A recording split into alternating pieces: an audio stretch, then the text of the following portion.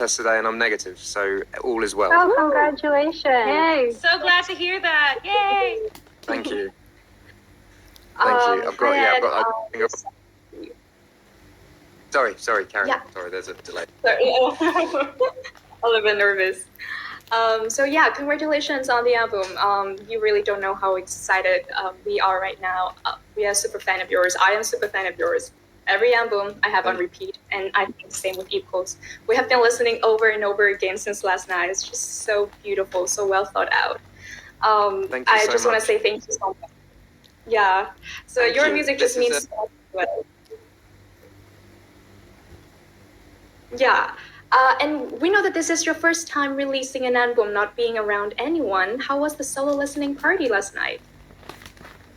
It was good, you know. I got it on vinyl, so I just had the vinyl playing in my house because it's me and my daughter isolating because I was actually away from my wife when I got the diagnosis. So it's me and my daughter for the next 10 days, and yeah, I just had the album playing for the day, and it was really pleasant, really nice. I had some fish and chips for dinner, and yeah, that was kind of it. It's just been really nice seeing it released to the world and seeing what songs people connect with, and I'm really happy people are really connecting with First Time seems to be the one that everyone's listening to the most, and that song almost didn't make it on the album. Like there was a thing last minute of being like, do I put this on, do I not put this on, because it was so acoustic, but yeah, so I'm glad people are connecting with that one. Definitely, we're all listening and streaming your music right now because it's so beautiful. And your music, we believe your music tells the story itself, but it would be more fascinating to have you share a bit more about the album. Yeah, for sure. I mean, the album is basically, the equals symbol, equals as a symbol is the end of a question and the start of an answer. And I found that my whole 20s I was questioning everything. And I feel turning 30, some of those things have started being answered, whether it's been me getting married or me having a kid or losing a friend or just turning 30 and trying to figure stuff out. So the album is essentially that. Yeah, it's a reflection of me as a 30-year-old trying to figure out what's going on. Great. And now other host is going to be asking.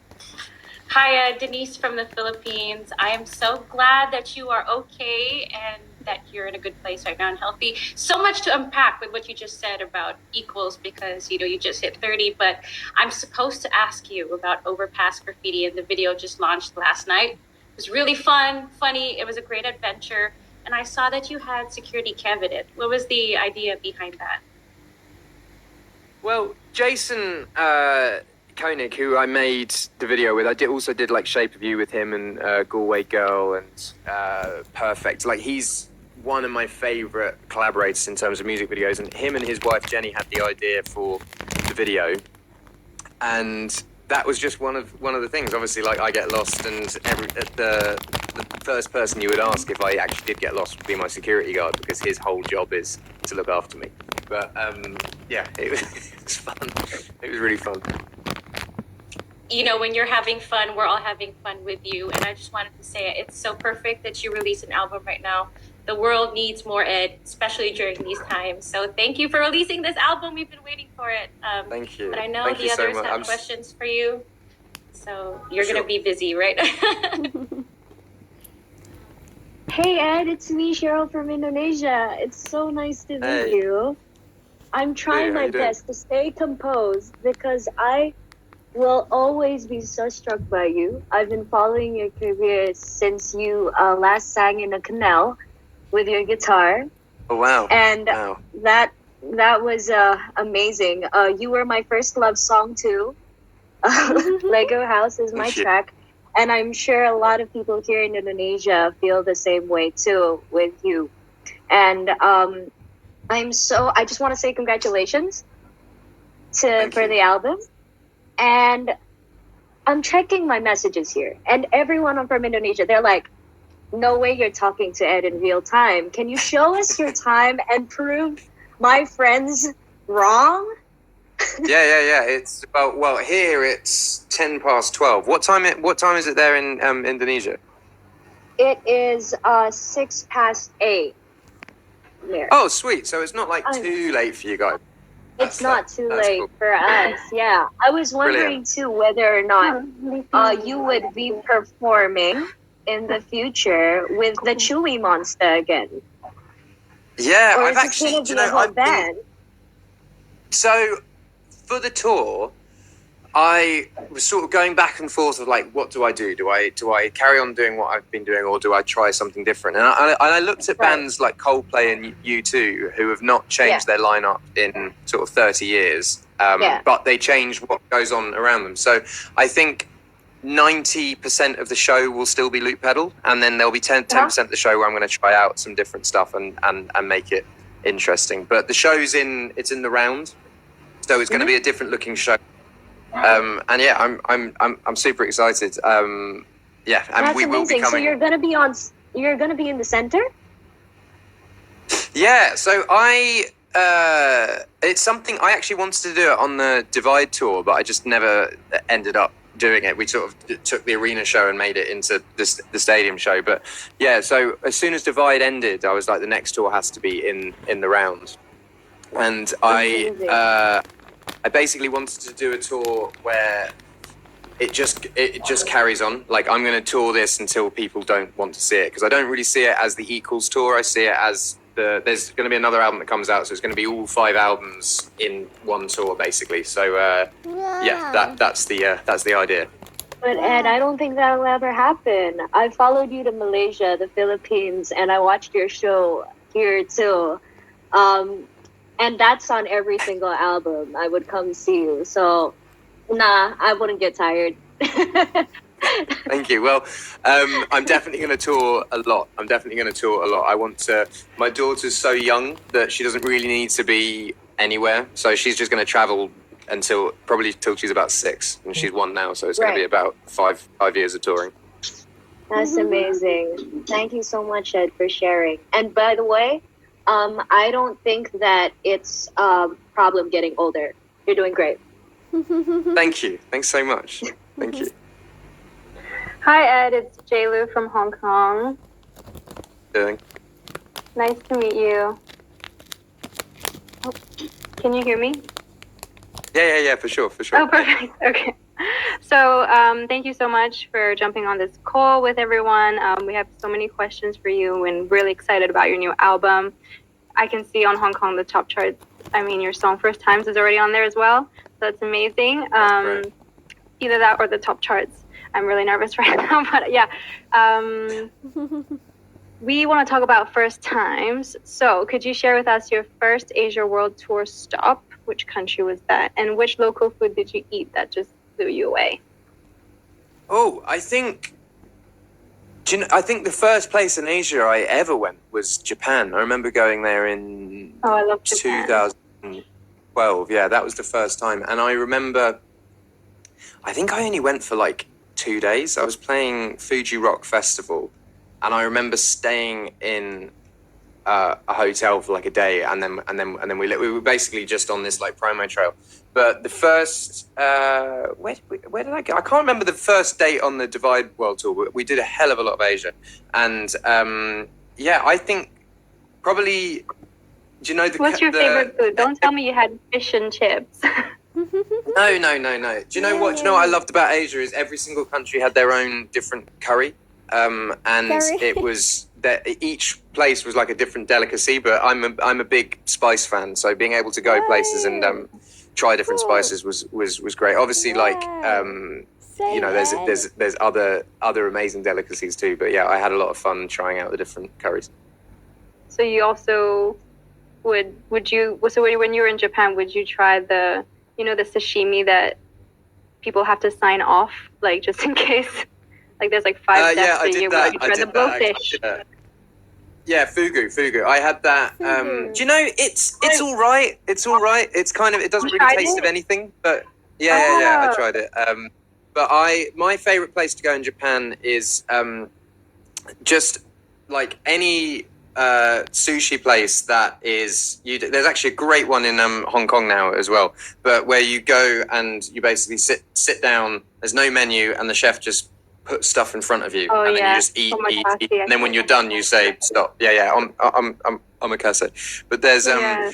an amazing one that's in England. That's just the chef has just moved out to Hong Kong actually, so I'm excited to go to Hong Kong to try that. Oh yeah, we would love for you to have you again in Hong Kong. Thanks, Ed, for sharing. Thank you so much. Nice one. So I think we'll have questions from fans now. Oh,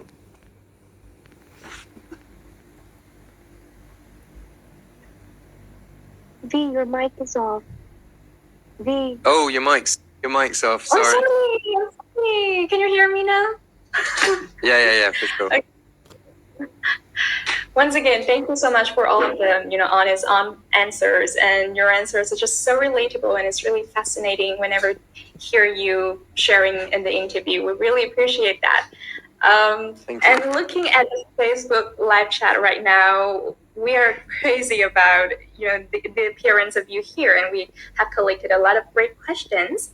And Sheeran is going to take on all the questions Asian fans really want to know. Are you in, Ed? Amazing. Yeah, I'm in. So in. Okay, so the first question is from Vietnam. Not a specific person, but the Ed Sheeran fan club in Vietnam, one of the biggest fan clubs in our country. And they ask, what is Lyra's favorite track? That's a good question. I think the one she actually like moves a lot to and dance, because she walks about now. So the one that she likes the best probably would be Shivers. That's the one I actually see her move to. But it's hard to tell because I've had the album just on loop, and she's sort of, I really want her to just take it in, you know. So basically every song on the album, because it's equally wonderful. Fingers crossed. I'm basically trying to make her a fan before she realizes that I'm not cool. They're so humble, but I mean, yeah, that's wonderful. And another question is from Korea, and this is Kim Hee-ching. I'm sorry if I mispronounced the name. She asked, do you have any plans for a concert in Korea? I'm a big fan of you. Absolutely, yeah.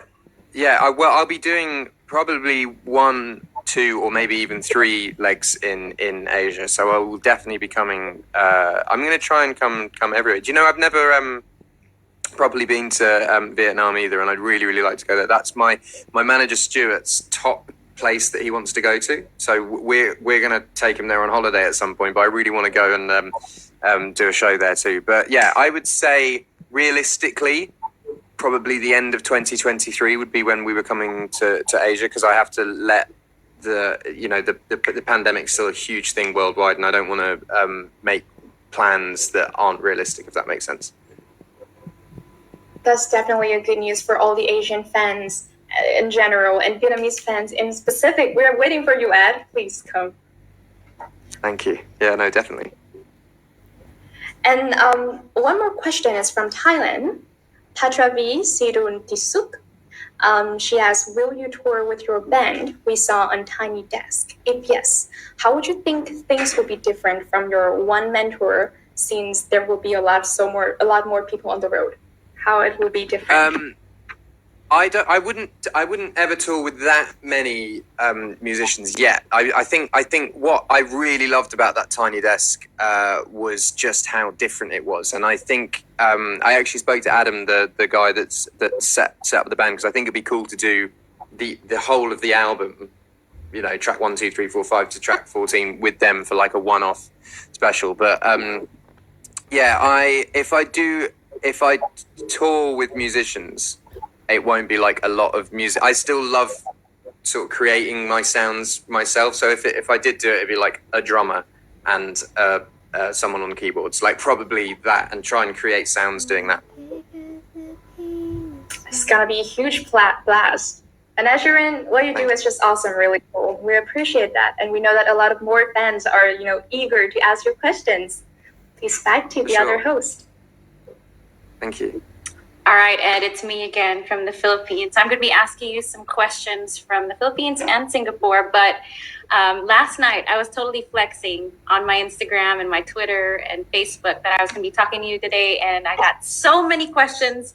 I could only narrow it down to two, and the first one is from Benedict Peña Lita, and he said, what are the things that led you to explore making music in all the different genres like you do? And that he says, I hope you answer my question, and we love you, Ed.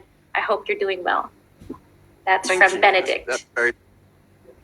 So I grew up listening to sort of genre-based bands that I was into. So if I was into a certain genre, I would only listen to those bands that were in that genre, and then I'd get into another genre, and then I would only listen to those acts that were in that genre. And then as I got older, I was sort of, that's quite a restrictive way of listening to music, because as I've got older, I realised that genres actually don't exist at all, and there's two things that music can be. It's either good or bad, and like I want to make as much good music as I can and try out different things, and whether that is making a dance song or making a rock song or make a rap song or make an R&B song, like I just want to make good music. So yeah, I never want to be in the singer-songwriter box. Is quite a restrictive box, because realistically it just has to be like acoustic guitar and then maybe a band sometimes, and that for me is quite boring. So I'm excited making songs like Bad Habits and Shivers and Overpass Graffiti, because it's different to what I've done before, if that makes sense. I feel you completely. Art is art, music is music. There are no rules, and you don't have to be in anybody's box. So, For sure. perfect answer. Another question is from Singapore, from Vanessa Mostafa. I hope I said her name properly, but she said, apart from being sonically different from your previous albums, Equals feels very much like a tribute to love and life, even a celebration of it. What's the story behind the conceptualization of this album? Well, the concept sort of came very, very last minute, I think.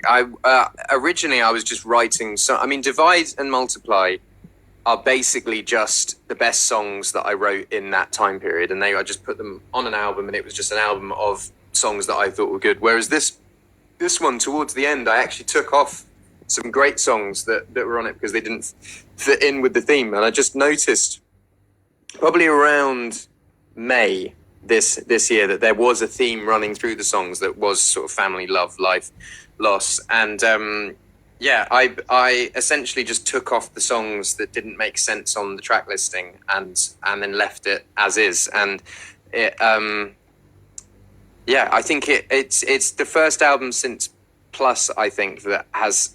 Plus is very much, there's a consistent theme throughout it of 18-year-old boy moves to London, breaks up for the first time, and is trying to figure out who he is as an 18-year-old. And this one is very much one theme as well, and cohesive. And yeah, I like it.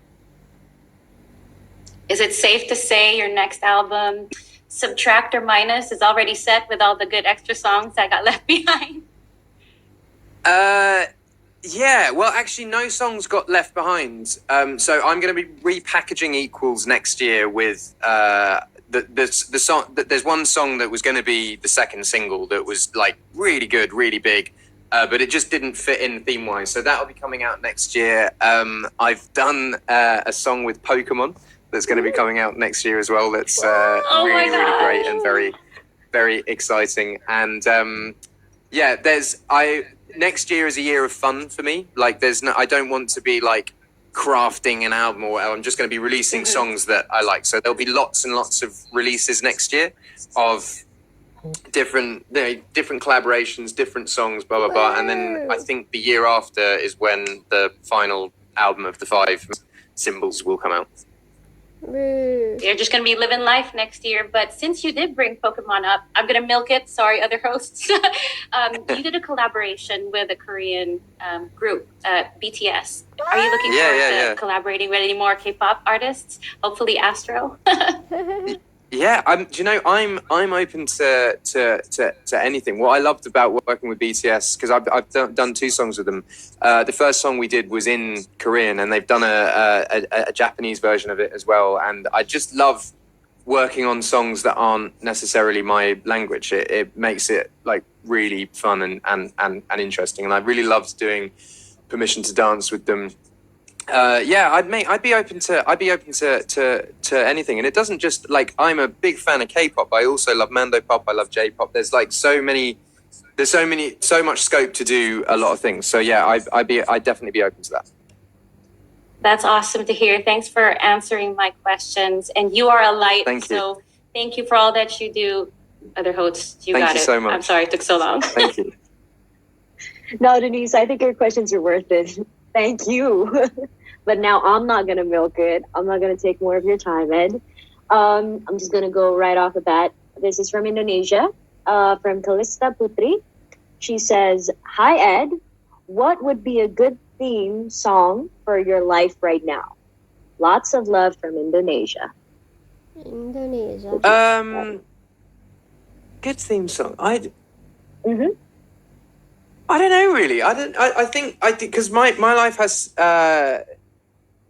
I would say a song like Tides, which is the first song on the album, is very reflective of how my life is, because it's sort of, the verses are very chaotic and the chorus is completely a cappella and stripped and very relaxed. And I live in the middle of the countryside, like literally middle of nowhere. There's probably 200 people that live in my village, and it's so calm here, and everything is just chilled, and I can go for a walk with my daughter, no one notices. I can go to the pub, well, obviously not now with COVID, but like everything here is so relaxed. And then when I step out of my little sanctum here, it's chaos. I go to London and it's like full on work. Everyone notices where I go, and it's just it's same as if I was traveling doing promo and anywhere. But I really like the ability of being able to turn it on and turn it off, rather than just living chaos the whole time. I completely agree, especially with touring for so long. You just want to, let loose, right? I think so, yeah. I mean, it's great.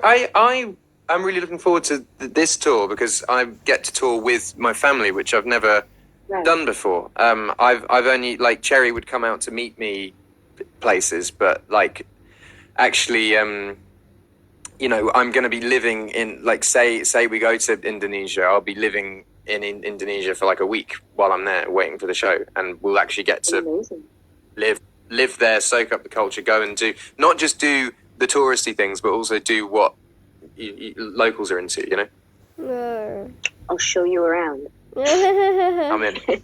Here's another one from Malaysia. This is Ika Squishy. She asks, "Hello from Malaysia. I'm Ika Squishy, and just want to ask how you cope with the quarantine and the new norm." Yeah, well, because it is the new normal, isn't it? It is the new normal. So I've had fatherhood to sort of keep me very busy. Like, there's never a dull moment with my daughter. She's constantly on the move, on the go. She eats so much, and yeah. So I would say that is what I've been focusing on, basically. That, just trying to be the best dad I can. Amazing. That would be all from me. Thank you so much. Thank you so for your time. Thank you. Hi, so really exciting to hear that you'll be releasing songs that you're just interested in next year. We always love, and I'm a creator myself, so I know sometimes, working things that you just sometimes just feel like from the heart, and you just want to show the world, show your creativity. It always feels a bit different. So Mock Square from Hong Kong would like to know, what is your favorite song from your new album and why?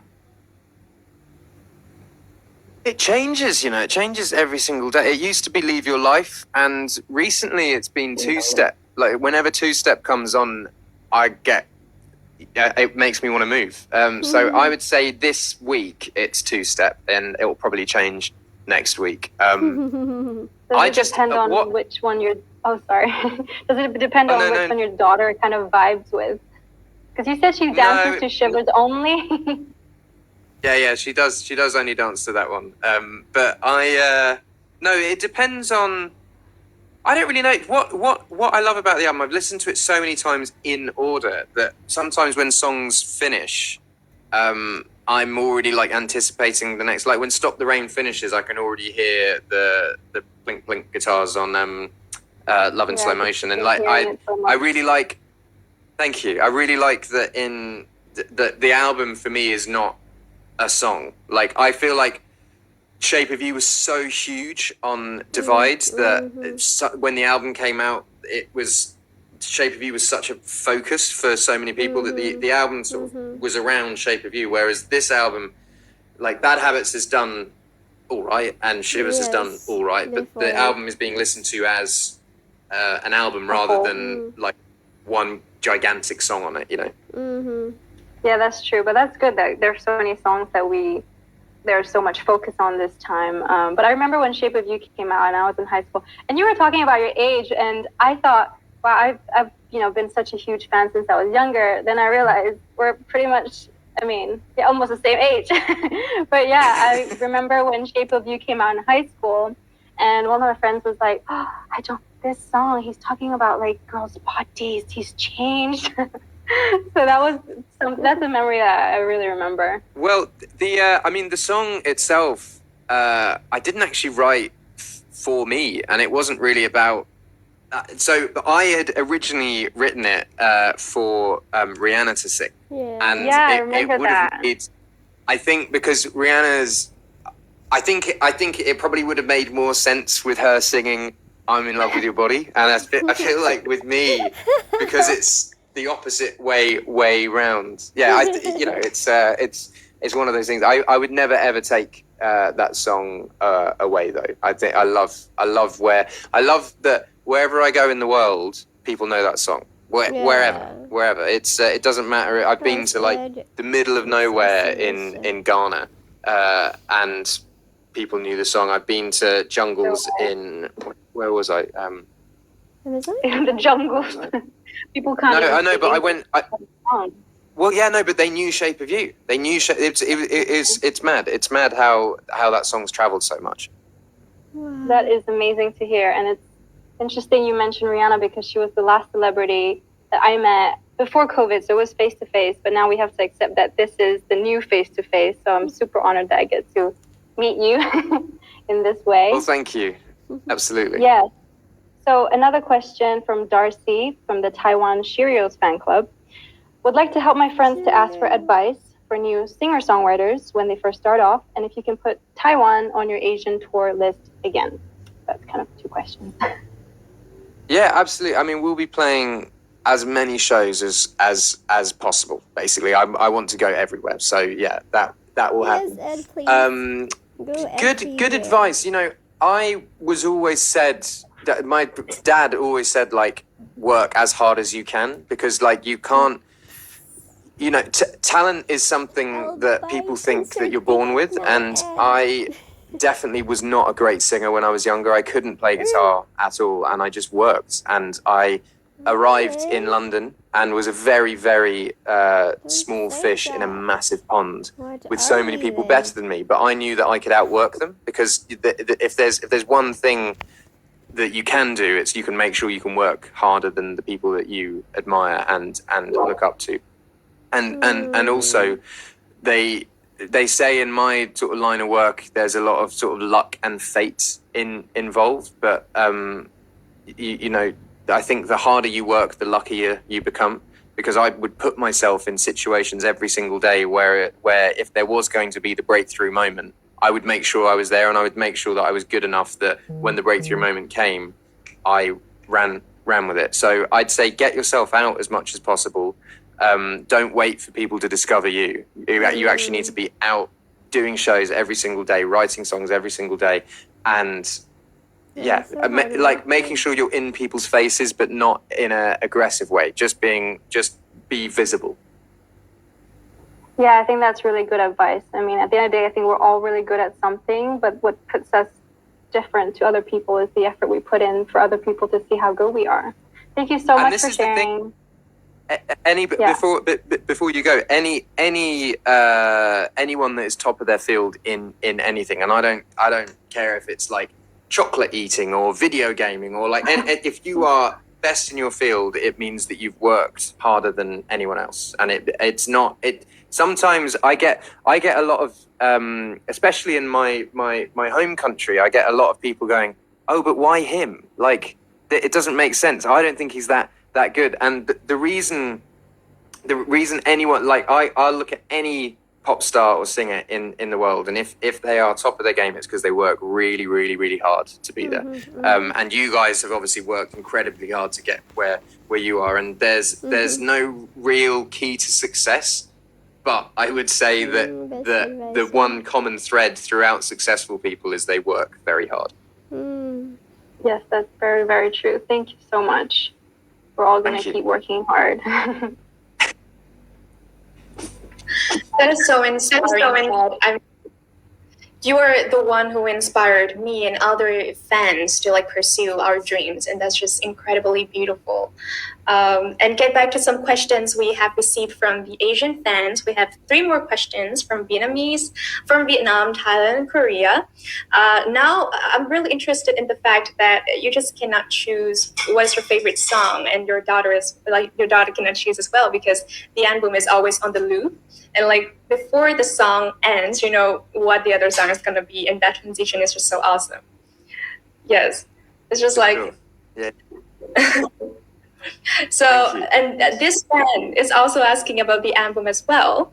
This fan is from Vietnam. Her name is Nguyen Nguyen, and she said the album's cover is beautiful. How did you come up with the idea of butterflies? It came to me on a run. I find that all good ideas that I've had for this album always came when I run once a week on a Saturday, and I'll run for about an hour. And that's where I do most of my thinking, because there's no distractions. I'm just running around the field, basically. And I think it came from the conversation about new life, and not just having a kid, but I do feel like my life feels different now. Like everything has changed in my life, and it feels like a new start to things. So that's where the butterfly came from. Also an inspiration is like a new thing coming up, especially when you release the album at this moment of life in the pandemic. Like, it's just saved our soul a lot. Absolutely. Thank you. And you just mentioned, your life has changed quite a bit. Like, you're becoming a father now as everything is getting busy. And also that is aligned with a question from Korea, Han Ju-hyun. She said, "Congratulations on the birth of your baby girl. Did that change a fate to your new album?" And yeah, by the way, Equals is perfect. Thank you. How did that change? Yeah, I'd say it affected my album in terms of emotion. I think becoming a dad made me way more emotional about everything. Like I find myself like. Just like even like a charity commercial on TV will make me feel way more than it would have done like 2 years ago. So yeah, I'd say the album has more heart in it because of that, I think. Yes, so family oriented. It's so refreshing that you're literally one of the biggest stars in the world right now. Everyone is listening to your song, and watching you from the day one is so amazing to see. You haven't changed a bit, like just add and like the action, and we love so much. Thanks so much. One more question is from Thailand. She asked, "Is it scary performing alone on the stage, and what is your worst fear?" My worst fear is that my daughter grows up without a parent. I think that would be my worst fear. But I think being on stage alone, I've done it since I was 14, being solo with a loop pedal.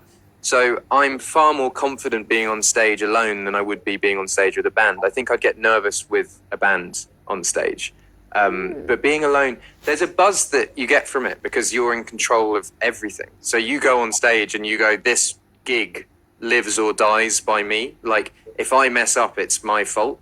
And I quite like the challenge of that, of stepping on stage, looking out at the crowd and being like, okay, I've got this. So Ed, you inspired us not be afraid and just go ahead and do it, but also inspired us to be more compassionate and have more love for the family. I think I'm gonna call my mom right away after this interview because it's so inspiring to hear that hear about your yeah. Well, this is the thing as well. What has happened with my parents as well is I now every time I speak to them, I make sure I end it with "I love you." Every time. And I say it to my friends as well, because you never know when the last time you're going to speak to someone is. And if the last thing you've said to them is, I love you, there's never really any regrets. Definitely. And that is how we can feel the love in every single piece of your song. And thank you so much for that love, Ed. Spread the love. Nice one. Absolutely. Thank you.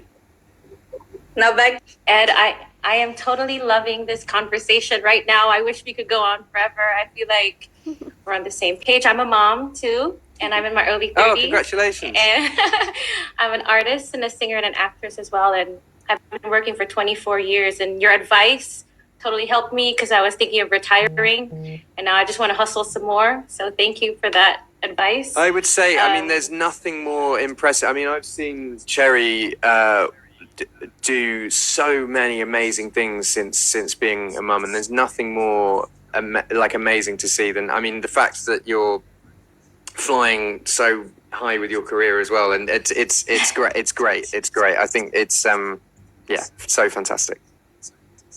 Thank you for sharing so much of yourself. Now, I know people want to know more, so we have some questions from the Philippines and Singapore again. And the first one is from Luigi Maliari. And he says, when will the next tour in Asia happen? I think I've got the tour happening next year in Europe, and then I go to Australia, and then I go to America, and I think it'll be after America, basically. So end of 2023. We're going to be waiting till then. But is the Philippines going to be a part of that? Yeah, I mean, it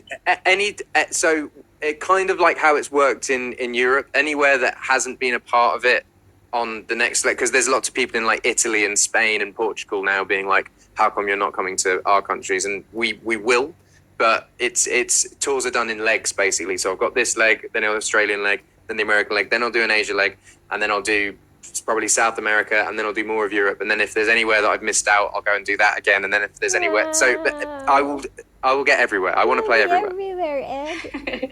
And we love that about you. You're making sure we get all of you. You have another question from Singapore from Jovan Lim, and he says, "Hello, Ed. Love from Singapore. Which song was the most emotional to initially write?" I think Visiting Hours probably. Yeah, I would say Visiting Hours was the one that was the most difficult and emotional to get out. Yeah, I'd say that one. And that's it for me. Again, thank you for being so real with us and inspiring us in so many ways. Next host. Thank you so much. Thank you. Hey. Oh, you've turned your mic off. You're on mute. Your sound, sorry. Oh, there you go. Thanks. Helping a sister out. All right. So here are a few questions again from Indonesia and Malaysia. The first one is from Indonesia, from Novrit Sar. She says, when we see Ed Sheeran in another movie aside of Yesterday, and by the way, that movie was teary. It was teary, bro. Thank you. Thank you. You know, interestingly, I think there's one coming out next week. I think it comes out on Friday on Netflix. Yeah, I'm not going to spoil it for people because it's like a surprise cameo in it, but it's very, very funny, and it's a very, very big movie. Like it's I said yes to it because the 3 stars were such huge actors that I loved. But yeah, it's a big movie, big budget Netflix movie coming out next week, and I make a small cameo in it. Amazing. And I was wondering too, since she was asking about yesterday, was that actually your live show in the movie? Yeah. So the movie was actually loosely based on me and my wife. It's set in my home county, and the Wow. first scene where Jack's playing at Latitude Festival in the kids' tent. That happened to me. That happened to me in 2009. I played to an empty kids' tent at Latitude with three mates of mine that watched. And Richard, who wrote the film, he also wrote Love Actually and Notting Hill. He lives near me, and he started writing this film about whether the Beatles never existed, but the songs didn't. And I remember reading the script and being like, this. I mean, the story of a boy from Suffolk who goes on and becomes the biggest artist in the world, and no one can quite explain why. It was so, there were so many, and obviously in the movie is sort of the girl he went to high school he ends up with, and that's that. So yeah, there's so many things with that movie that it just that movie. Well, it just means a hell of a lot to me. You know, I really watching that film made me reminisce about my career and the beginnings of it, because a lot of the time when the rise was happening, so many people were like, what? I remember reading a thing being like, we all live in Ed Sheeran's alternate reality, because in our reality he would never have got this successful. And I do sometimes look at the movie, and it is I can't explain how the music has got this big either, and I guess that movie sort of pokes fun at that. Right. It was so funny. I didn't really think that you would have been in there, because there was like a back shot, and I was like, yo, that is really Ed Sheeran. I was so surprised. It was so fun to shoot. Yeah, you look like you had a lot of fun. You were just being you. It was amazing. Yeah. Okay, here's the next one from Malaysia. Nurul says, what is best about Malaysia? Oh, what do you remember about Malaysia the most? I went on a hike with my mates in Kuala Lumpur, and it was an amazing hike. Yeah, it was a brilliant view of the city, and yeah, that was my favorite thing that I did there. I try and get out as much as possible if I'm in amazing places. I don't want to just spend time in the hotel. You know, I want to get out. So I go on a lot of bike rides. I go on a lot of hikes, a lot of walks. I try out a lot of great restaurants, and yeah. I think I went to a really great restaurant in a hotel in Kuala Lumpur, actually. But yeah, for me, tour is centered around activities and eating, basically. Right. Nice. I'm glad you're enjoying the tour life, and I'm so happy to hear that you're going to get back to it. Absolutely. All right, back to you, Jake. Thank you. Well, very excited to hear about your cameo in the big Netflix film next week, but that made me think of your other cameo. Only you can make it into one of the biggest shows ever, Game of Thrones, and do a little song and step off. That was awesome. Yeah. Thank you. Yeah, so Hong Kong has another question from you. This is Kim Wong. Is there a song that's written for your daughter in the new album? Yeah, there's a song. Well, there's two actually. There's Sandman, which is just a lullaby, really, and then there's a song called "Leave Your Life," which is what I was saying about earlier, like my fear of not being there for her. And the first line is, "If I forget to say goodbye before I catch a plane, well, you know the way that I feel when I'm away." Like, my and my wife's fear actually is that planes don't land. You know, that's her biggest fear, that I get on a plane somewhere and then that's it. So I sort of wrote a song about that, basically. Do you think one day you'll tell her exactly which are the songs you've written for her? Yeah, I do, but we're sort of wanting to have another kid as well, and I don't want to get to a point where I have to put songs on the album because she had them on this one. Does that make sense? Like, I don't want to make albums like that. Like, oh, I have to put this song on because, yeah. So they're already gonna. Yeah, I mean, when you have more than one, they're already gonna ask you like who's your favorite child? So you probably don't want to step into that with all the songs and they're all for them, all the love. Absolutely. So another question from Taiwan. This is Lisana Lim. Do you have any plans for Christmas? We've heard that you'll release a Christmas song, and I want to ask, what do you personally want to do to celebrate Christmas? Do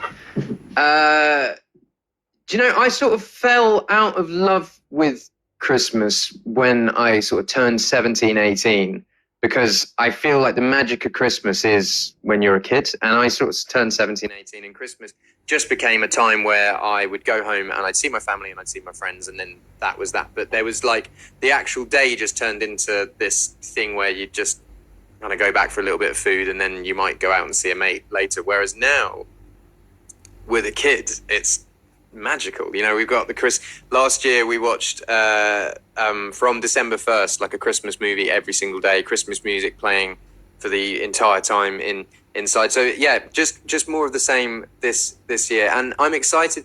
The Christmas culture in England around Christmas songs is so huge. It's not, I haven't really seen it anywhere else in the world.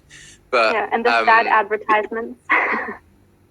Yeah. Like England really takes Christmas to another level. So I'm excited to be promoting a song with someone that I class as a really close friend and a mentor, Elton, and being able to do fun Christmas promo. Like, I want to like rent a sleigh and go down Oxford Street with Elton dressed as Santa Claus, kind of thing. Like that's what I think is going to be fun about this Christmas. Yeah. Yeah, I think now that we're kind of forced to be in our country, and especially now that you have a beautiful daughter, you can definitely relive your childhood and see the magic in her eyes. It'll be amazing. Absolutely, yeah. Thank you so much for sharing, and thanks for having the time to answer our questions. Thank you. Thank you so much for this. This is great.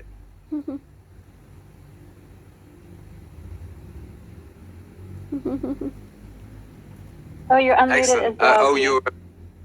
Your mic's off. Sorry. I'm sorry. That's amazing, Ed. Thank you so much to our host.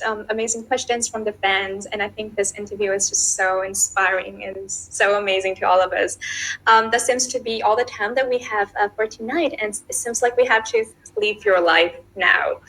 But before that, thank you so much, guys. Have a great rest of your day. Thank you for so your much, time. Ed. Thanks for spending time with us. Thank you so Thank you so much. much, guys. Bye. one more thing before we end. One more thing. A butterfly told me that there was a contest to win some of your merchandise. Is that right? Yes. Yeah, of course. Yeah. There is a contest, and I don't know where the details will be, but they'll be around. And yeah. Wait, me too. Before you go, do you want to say goodbye to everybody in the Philippines? Any last words, everybody in the Philippines? Thank you, everyone, for tuning in, and hope you stay safe. And have a great rest of the year. And thank you so much for all the support on the music. Thanks for today. I feel like we would be best friends if we got to know each other in person. Absolutely. Well, I'll see you guys when I'm out there. But yeah, thank you guys. Thank you. Bye bye. Bye, Ed. Bye bye. Oh my gosh, girls! That was crazy. I was trying so hard not to be a complete fangirl, but everybody great I know. I stuttered. Damn. Oh well. You did great. You did great. I think it was in so all fun. of us. I love how he's just like, all right, bye, I'm out. No, but we learned so much from him, though. Like he had a lot of gems for us to pick up, and I'm sure the young people out there from Asia were listening as well about hard work, about the love for family, about his music and how much of himself he gives. So this is a really great session. Thank you, ladies, for asking such intelligent questions, and everybody that watched as well. Thank you, Denise. Your smile is so contagious. That is so true. I Because he's so about her cool. smile as well. I agree. Yeah, definitely. I just wanted to like talk all to the him. ladies, you have beautiful You're smiles. amazing. You guys all are of gorgeous. you. Like So I was radiates the like, energy. I just wanted my jaw to drop, honestly. But, you're a good reminder. I'm like, oh, gotta smile. I was smiling by default because because I like wanted to answer I know. everything that he was saying. And you guys asked the right questions for reals. Everything I wanted to know as a fan, you guys asked. So, yay! Oh, Thank you Rachel, so much for everyone who tuned Thank in. you so much, everyone. Yes, thank you, live right Warner. now. Yes, we are. We have 6 minutes left. Want to say goodbye to everybody from your countries? Maybe we're on first. Yep. Go ahead. Oh, Yeah, we are. oh wow. I thought it's a backstage area. Like we are just chit chatting. So say goodbye to everybody showing that tuned in. Yeah, we're showing the fans our behind the scenes. Right. Guys. Right, I mean, we just go. See, you go first. Okay, it's really amazing because we just met via the screen, but I feel like I can feel the energy and also like we can work so smoothly with all of these beautiful ladies, and it's such my pleasure to work with you all and to like representing you to ask the question to Ed. And thank you so much, Asian fans, for popping up a lot of questions and having fun with us tonight. We all love Ed. And cảm ơn mọi người rất là nhiều. Thank you. Cảm ơn mọi người. Yay! Great job. Denise, you want to go? Sure. I just want to go. say thank you to everybody for stopping by and for hanging out with us, and Ed for all his wonderful answers, for Warner for putting all of this together, you ladies for being amazing despite the whole tech COVID situation we got here. And when you guys come to the Philippines, hit me up on Instagram at @D_Laurel. I'll show you guys around when things are safer. I would love to meet all of you guys in person. And yeah, let's just keep blasting his new album, Equals. It's really, really good. Thank you. Let's go. It's my turn? My turn. Okay. Yes. All right. Thank you so much, ladies, for being the best. You guys asked questions that I was so curious about. And also to everyone in Indonesia watching right now, I hope I helped you guys deliver the questions and you guys were already tuned in with the questions that these ladies have given. And isn't Ed just amazing, guys? He is so humble. He is as he is. Yes. He's just real. Right? He is, truly. That's it from me. Selamat malam semuanya. Sampai ketemu lagi. Thank you, ladies, and thank you so much to Warner for putting this together. And Sheeran, thank you so much for answering our questions and just chatting with us. It really felt like he was just like we know him, the way he spoke to us. It was so humble and so kind. 多謝香港嘅朋友、台灣嘅朋友 for watching. I hope you guys have a good night and happy Halloween. Happy Halloween. Happy Halloween. Yes. I'm also headed to Take my care, Halloween everybody. party. Bye. Okay. Bye.